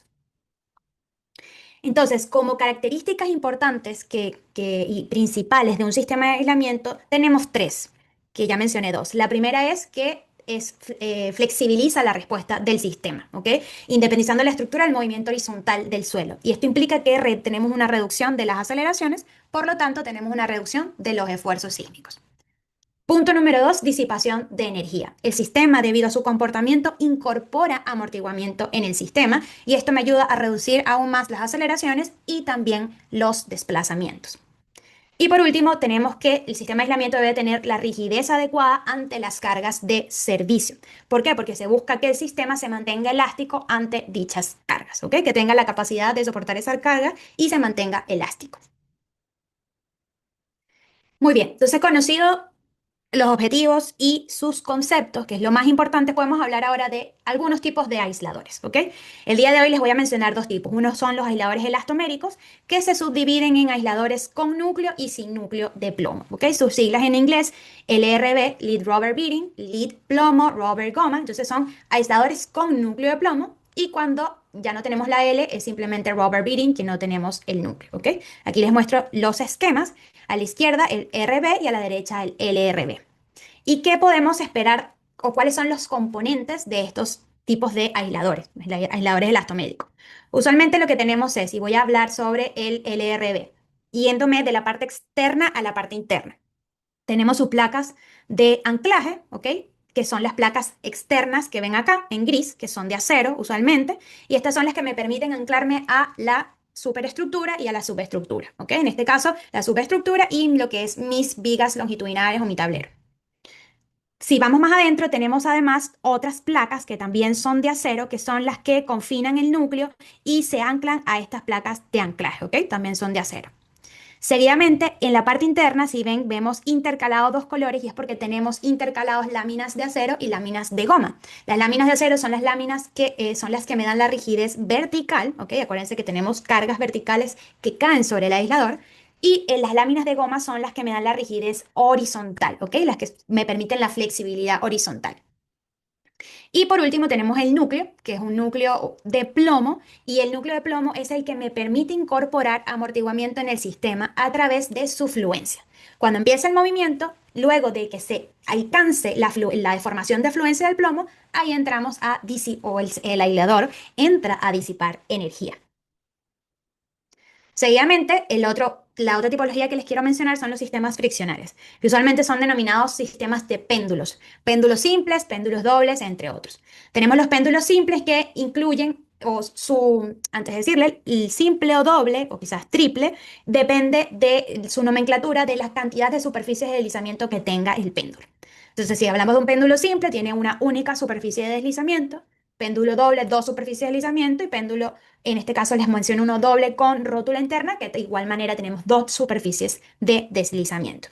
Ahora, los péndulos trabajan de igual manera que un péndulo que vemos en nuestros cursos de física, pero en este caso la disipación de energía se incorpora a través de la fricción entre las superficies. Y aquí les dejo una tabla para mencionarles algunas ventajas y desventajas de cada tipología. Y esto es más para que lo tengamos en cuenta en el momento de nosotros tomar decisiones. Ahora, cada tipología tiene sus ventajas y desventajas y más bien nosotros podemos, o en la práctica se realiza mucho la verificación de ambos tipos para un mismo proyecto, ¿ok? Porque en algunos casos funcionan mejor los elastoméricos, otros mejor los friccionales, pero es importante que nosotros como diseñadores tengamos en cuenta algunas ventajas y desventajas. En el caso del elastomérico, bueno, primero les dejo acá que recordar que su disipación de energía se hace a través de la fluencia del plomo. Dentro de sus ventajas son fáciles de fabricar, la fuerza de activación es controlada por el diseñador porque podemos darle la geometría a nuestro núcleo de plomo y su comportamiento es fácil de modelar con software estándares de diseño.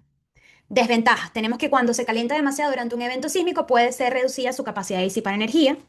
El plomo se puede destruir entre las placas de goma y acero cuando se meta muchos ciclos y son sensibles al fuego. Ahora, estas son desventajas que tenemos que tener en cuenta, pero recordemos que, y lo voy a mencionar un poco más adelante, de que por lo menos las primeras dos que les menciono son verificables a través de ensayos, los ensayos requeridos por las normativas, ¿ok? Y el tema de que la sensibilidad al fuego es debido a la goma. Pero para esto existen soluciones, existen láminas que se colocan contra el fuego, que son láminas que son ensayadas para altas temperaturas y protegen a nuestros aisladores. También en algunos proyectos se colocan sistemas de riego y en otros proyectos se colocan ambas tipologías. Va a depender de ya los criterios de diseño del proyecto. En el caso de los péndulos friccionales, como ventajas tenemos que permite aislar estructuras de poca masa, tenemos un mejor control de la torsión en planta y su comportamiento al fuego por la materialidad que es el acero. Desventajas tenemos su activación, que es más difícil de controlar siendo nosotros los diseñadores o por el diseñador. Puede haber un desgaste del material deslizante, superficie de deslizamiento, y pueden presentar dificultades de inspección, y esto es porque ya cuando están colocados, recuérdense que la geometría es un tipo péndulo, entonces vamos a tener cierta curvatura y esto genera dificultades de inspección. Se realiza de igual manera, pero hay que tenerlo en cuenta. Ahora muy bien, ¿cómo funcionan estos aisladores? Para eso yo le quise agregar unos extractos de ensayos de ambos aisladores. En este caso vemos un aislador elastomérico con núcleo de plomo que está ensayado para una carga de 15.000 kilonewtons axiales y un desplazamiento de 75 centímetros. ¿Ok? Esto simplemente es un extracto de un ensayo en este caso tomado de uno de los aisladores fabricados por la empresa donde trabajo, Mageva, y estos ensayos se realizan de acuerdo a las normativas aplicables al proyecto. ¿Y qué es lo que se busca evidenciar en los ensayos? Bueno, entre otras cosas, verificar el comportamiento de los aisladores ante las cargas y deformaciones del proyecto, ¿ok? No es solo un ensayo, se hace una matriz de ensayos, son múltiples ensayos que pide cada normativa para cada proyecto. Y otra cosa que se busca es verificar las propiedades del sistema, ¿ok? Entonces, una de las formas que nosotros que hacemos para verificar sus propiedades y su comportamiento es a través de ver sus histéresis, ¿ok? Sus gráficas fuerza-desplazamiento. Aquí les muestro unas histéresis referenciales. A la izquierda tenemos la histéresis de un aislador RB sin núcleo y a la derecha un aislador con núcleo. Y podemos ver sus diferencias, ¿ok? Cuando nosotros vemos una histéresis de un aislador con núcleo, en este caso vemos en línea azul el resultado del ensayo, podemos ver que hay un área dentro de la curva que no se evidencia en un aislador sin núcleo de plomo. Y aquí lo que sucede es que al tener el plomo, como les dije, el plomo cuando pasa su deformación de fluencia empieza a incorporar amortiguamiento en el sistema. Y eso se ve reflejado a través del área dentro de la curva. El área dentro de la curva me da la energía disipada del dispositivo. Caso contrario en el aislador RB, que prácticamente se mantiene como una línea o puede tender a una función lineal. Por lo tanto, nosotros, conociendo las histéresis de nuestros aisladores, también esto nos da información para poder entender cómo modelarlos en nuestro software de diseño, ¿ok? Dentro del software donde yo misma modelo, donde modelamos nuestro puente. Entonces, en el caso de los aisladores elastoméricos, podemos modelarlos utilizando funciones bilineales, ¿ok? Entonces, ¿qué parámetros se consideran en esas funciones? Entre ellos tenemos primero una rigidez inicial, ¿ok? En este caso es cuando el aislador todavía se mantiene en su rango lineal, hasta llegar a lo que se llama la fuerza de fluencia, el punto de fluencia, que esto lo da el plomo. Pasado este rango, llegamos a lo que es la rigidez post-fluencia, el caso D, y esto está dado por la goma en este caso, hasta llegar a un punto máximo del ensayo y completar un ciclo, ¿ok? Entonces aquí lo que les muestro es como las partes importantes para poder parametrizar lo que es una función bilineal para un aislador elastomérico.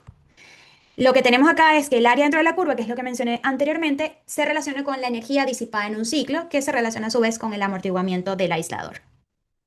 Y la línea que coloco en verde es lo que nosotros llamamos la rigidez efectiva.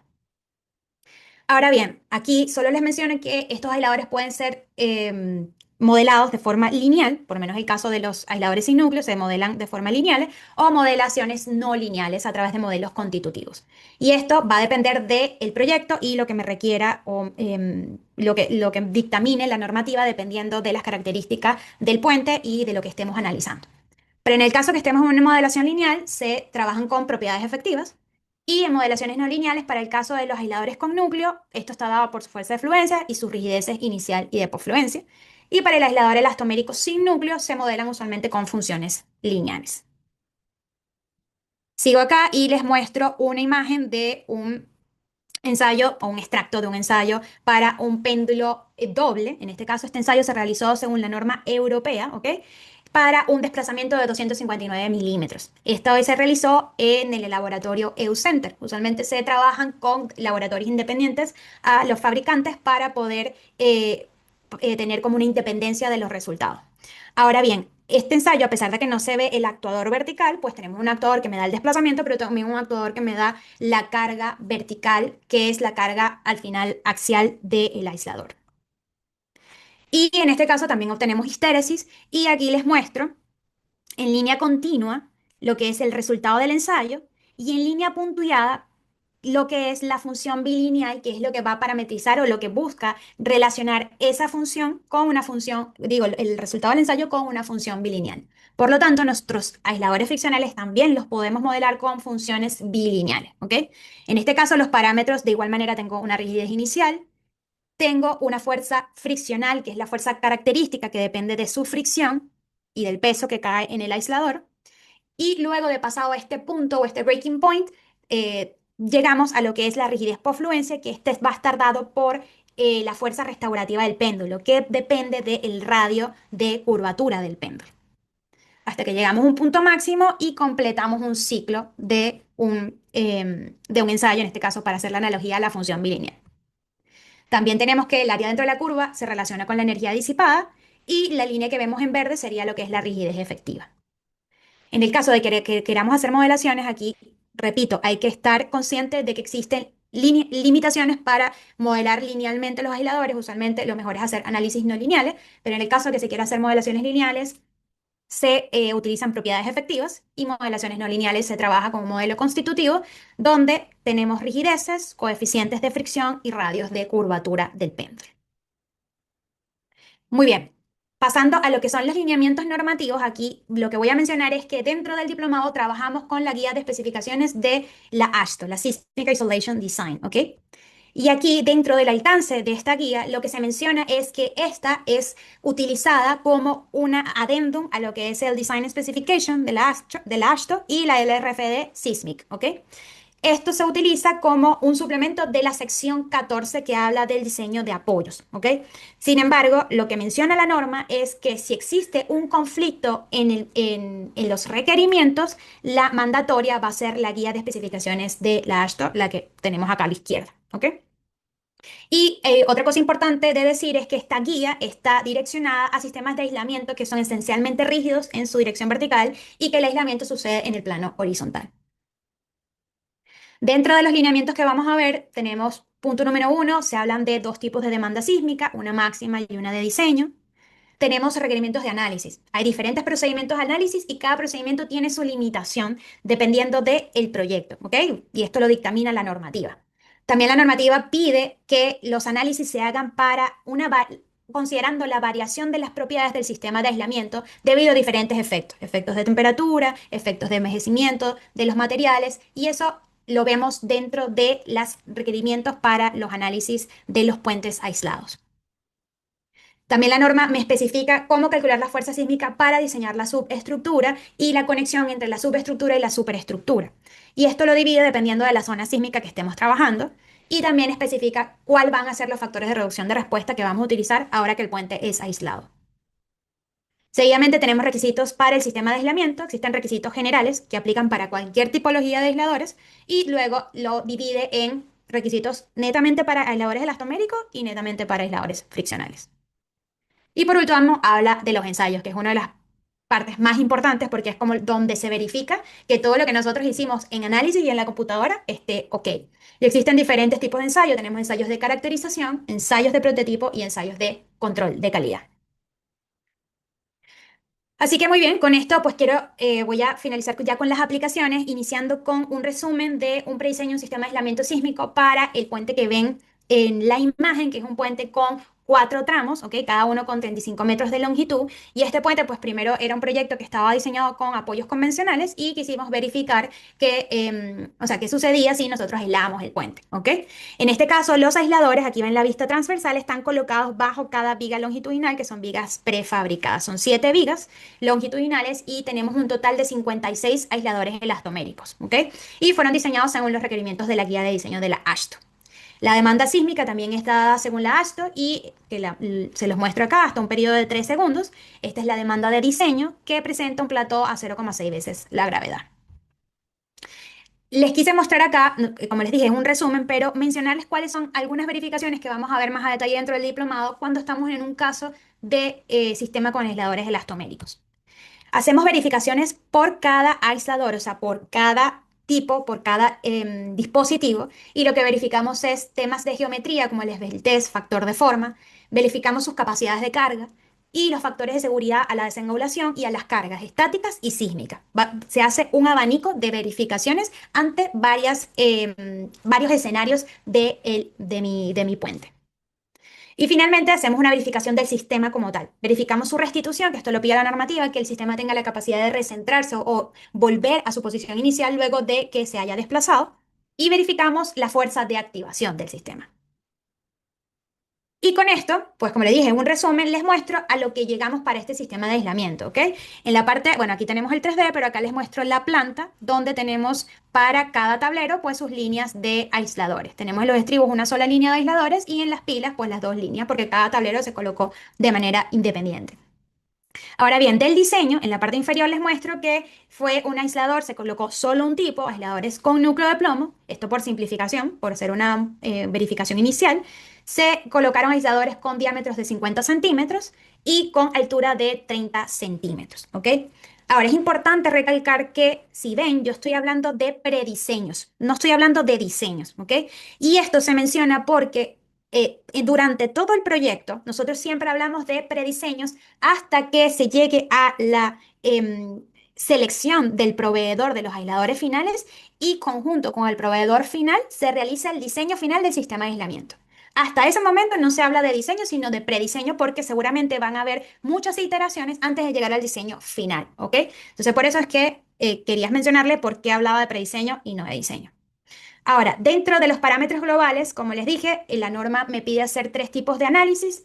Análisis para las propiedades nominales y en el límite inferior y superior. ¿Ok? Aquí lo que se busca es verificar qué pasa cuando las propiedades, las rigidezas aumentan o disminuyen y sus propiedades varían, ¿ok? Debido a diferentes parámetros. Entonces, lo que sucede es, aquí lo importante hablar es que tengo amortiguamientos del 22 al 25% y desplazamientos de 17 centímetros como máximo. Estos desplazamientos son los que finalmente nosotros consideramos para luego tener o calcular nuestras juntas sísmicas y los gaps sísmicos.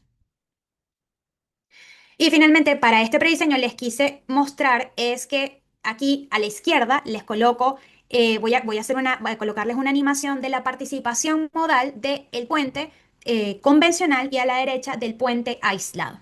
Importante, bueno, mencionarles que el puente convencional tenía un periodo de 1 segundo y en este caso el aumento no fue mayor, pero igual teníamos buenos resultados con un periodo de 1,8 segundos ya el puente aislado. Entonces aquí lo que quiero ver, lo que quiero mostrar prácticamente es que en la animación del caso modal, arriba tenemos en dirección longitudinal y abajo dirección transversal, podemos ver la participación de tanto la subestructura como la superestructura, todo como un todo, que es lo que nosotros podemos esperar. Ahora, cuando nosotros tenemos un puente que está aislado, lo que sucede es un desacople del movimiento, porque acuérdense que el movimiento o el desplazamiento relativo voy a buscar que lo tome mis aisladores. Entonces, eso hace que el efecto o la incorporación de la subestructura, mi participación modal, sea menor, ¿ok? Porque mi sistema de aislamiento me permite el desacople de los movimientos. Y eso es lo que nosotros buscamos dentro del desarrollo de un proyecto de un puente aislado. Y finalmente mostrarle algunas aplicaciones en el mundo. Tenemos lo que es, esto es mencionar, la autopista del aeropuerto de Tijuana, de México. En este se colocaron aisladores friccionales, un proyecto del 2017. Tenemos el Aeropuerto Internacional Felipe Ángeles, un magno proyecto. En este caso tenemos aisladores friccionales también. Y tenemos el Highway A20 a 73 de Canadá, que es un proyecto del 2013. Se colocaron aisladores elastoméricos. Y para este proyecto se tuvieron que hacer ensayos específicos para evidenciar qué pasaba con los aisladores a través si teníamos bajas temperaturas, porque está sometido o está en un área donde las temperaturas bajas o tenemos temperaturas extremas. Entonces, además de los ensayos que pide la normativa, se realizaron ensayos a bajas temperaturas del sistema de aislamiento. Todos estos proyectos son proyectos que hemos realizado dentro de Magueva. Y finalmente les quiero mostrar proyectos emblemáticos que son proyectos donde se han hecho rehabilitaciones a través del uso de sistemas de aislamiento sísmico. En la parte superior tenemos estructuras que son San Francisco City Hall, el Utah State Capitol Building, el Loveland City Hall, que son estructuras que fueron construidas entre 1912 y 1916 y fueron rehabilitadas utilizando sistemas de aislamiento sísmico alrededor de 1995 y los 2000, ¿ok? Y esto permite es aumentar el periodo de vida de las estructuras. Cosa que quiero que se imaginen es que estos proyectos lo que hacen es cortar las columnas, el nivel base, y luego tienen que hacer levantamientos para colocar el sistema de aislamiento. Por eso hablo que son proyectos, bueno, todos los proyectos son emblemáticos, pero estos son realmente interesantes.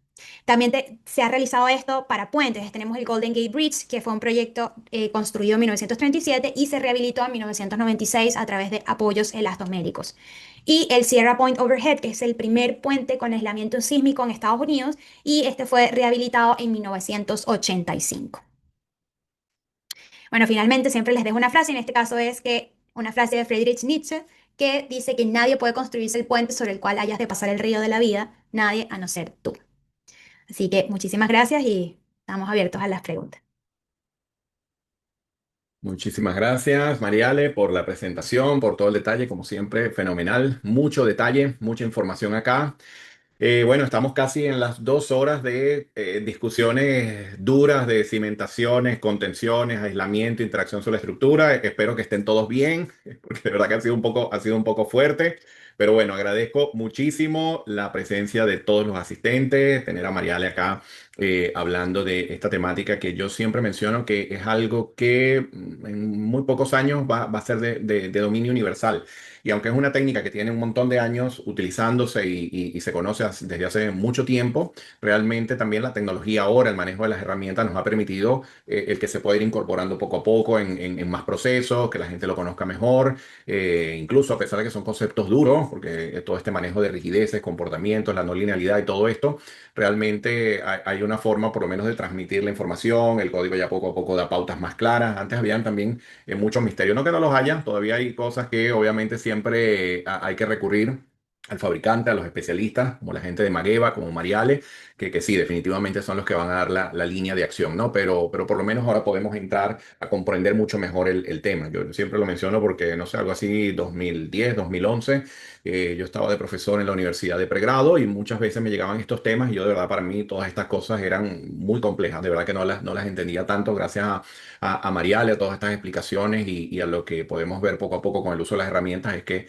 ya uno las va captando mejor. Yo por lo menos por mi parte no he trabajado nunca con un sistema de aislamiento y por eso recurrimos a la gente que sabe de esto tal cual. ¿Ok? Bueno, antes de responder las consultas que puedan tener, todavía tenemos algunos minutos de reserva. Bueno, a lo largo del seminario respondí un par de preguntas en el foro. Comentarles entonces que hoy hemos hablado de cimentaciones superficiales, profundas, hemos hablado de estribos, hemos hablado de interacción sobre estructura, hemos hablado de aislamiento sísmico para puentes. Bueno, todo eso está dentro del alcance del diploma en diseño y construcción de puentes de hormigón armado y preesforzado que inicia el 14 de abril, programa de duración de 4 meses. Tendrán la licencia del software Mida Civil incluida para hacer los análisis desde el puente más básico, simplemente apoyado, hasta el puente con todos los apoyos, soportes, columnas, pilas, etcétera, hasta los puentes con las cimentaciones, hasta el puente con los aisladores. Todo lo van a poder desarrollar con Mida Civil, con la licencia académica que ofrece Sísmica Institute como parte del beneficio en este programa de formación. Y cuando lleguemos al módulo de cimentaciones, estribos y contenciones, tendrán acceso a Geo5, con la que podrán desarrollar también modelos como el que estuvimos viendo el día de hoy y muchos otros para el área de zapatas, pilotes, discusiones comparativas para que puedan poner en práctica los ejemplos que también desarrollamos. Ya luego también hay otras herramientas complementarias que en su momento les mencionaré para poder entender un poco mejor otras áreas complementarias de la ingeniería de puentes. Recuérdense que la normativa es principalmente normativa americana, de un programa de formación para ingenieros estructurales en el área de edificios que van hacia puentes, ingenieros de puentes que van a simplemente a revisar otros aspectos que incluye el programa, ingenieros de obra, ingenieros de inspección, gerentes de proyectos. Muchos de nuestros egresados son gerentes de proyectos de puente. Nos sentimos súper orgullosos de verlos trabajando en proyectos importantes en muchas partes del mundo.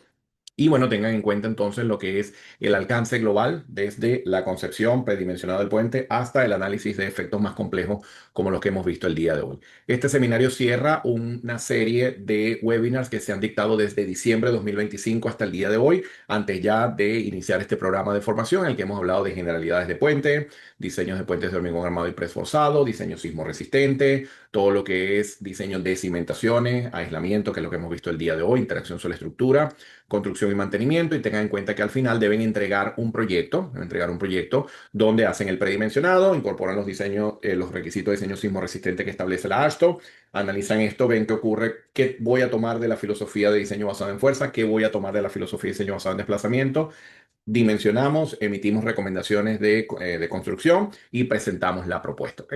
Si desean más detalle, pueden hacer clic al siguiente enlace en la web. Ya Ana Berrío, nuestra tutora académica, ya les ha dejado toda la información de la web. Pueden hacer clic allí y revisar el detalle de cada uno de estos módulos directamente en la web.